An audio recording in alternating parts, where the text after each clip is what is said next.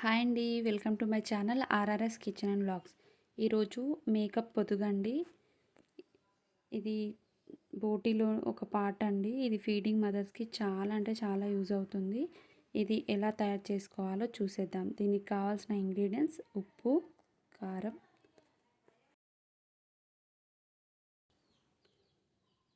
పసుపు,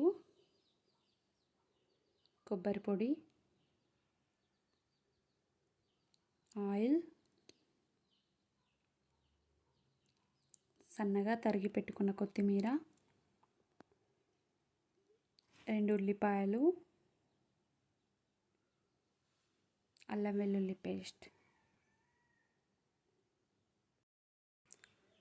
stove on చేసి కడాయి పెట్టుకోండి. అందులో 2 టేబుల్ స్పూన్ వరకు ఆయిల్ని వేసుకొని 2 ఉల్లిపాయలని సన్నగా కట్ చేసుకొని వేసుకోవాలి.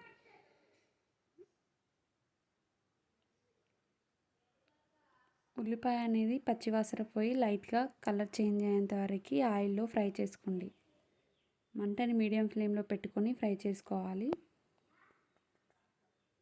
ఇలా కలర్ చేంజ్ అయిన తర్వాత స్టవ్ ఆఫ్ చేసి చల్లార్చుకోవాలి. ఇలా చల్లారిన దాన్ని మిక్సర్ జార్లోకి తీసుకొని మిక్సీ పట్టుకోండి. మెత్తగా ఈ విధంగా పేస్ట్ అయ్యే విధంగా మిక్సీ పట్టుకొని పక్కన పెట్టుకోవాలి. మేకప్ పొదుగుని తీసుకోవాలి. ఇందులో 2 టేబుల్ స్పూన్ వరకు సాల్ట్ని వేసుకోవాలి.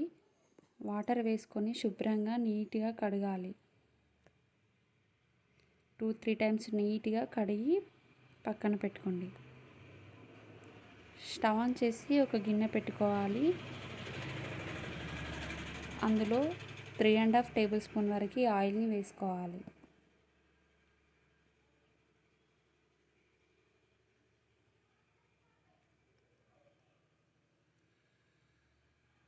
ఆయిల్ అనేది బాగా హీట్ ఎక్కిన తర్వాత సన్నగా చీల్చి పెట్టుకున్న పచ్చిమిర్చి ముక్కల్ని వేసుకోవాలి.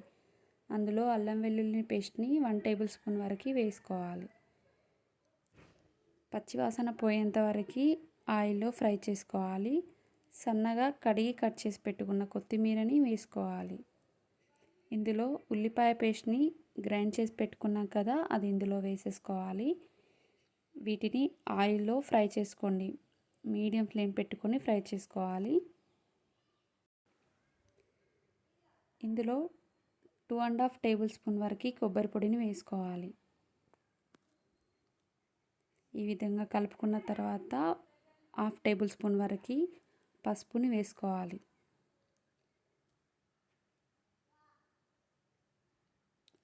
అలాగే ఇందులో 3 టేబుల్ స్పూన్ వరకు కారంని వేసుకోండి. ఒకసారి కలుపుకున్న తర్వాత నీట్గా కడిగి పెట్టుకున్న పొదుగుని వేసుకోవాలి.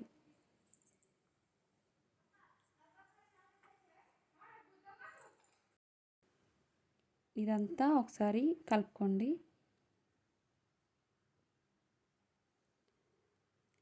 ఇలా కలుపుకున్న తర్వాత టేస్ట్కి సరిపడేంత సాల్ట్ని వేసుకోవాలి.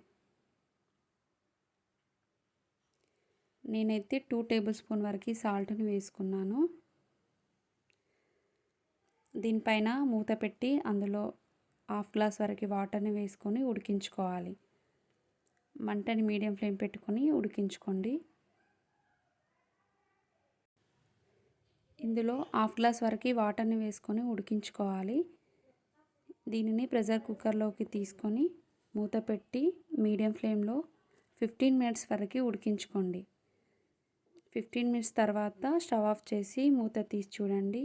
కర్రీ అనేది ఆయిల్ అనేది పైకి తేలి కర్రీ అనేది రెడీ అవుతుంది. ఇంతే అండి, చాలా సింపుల్గా మేక పాల పొదుగు రెడీ అవుతుంది. ఇది రైస్లోకి చపాతీలోకి చాలా అంటే చాలా బాగుంటుంది. మీరు కూడా తప్పక ట్రై చేసి చూడండి. మీకు కనుక ఈ వీడియో నచ్చిందని అనుకుంటున్నాను. నచ్చితే మీ ఫ్రెండ్స్కి షేర్ చేయండి.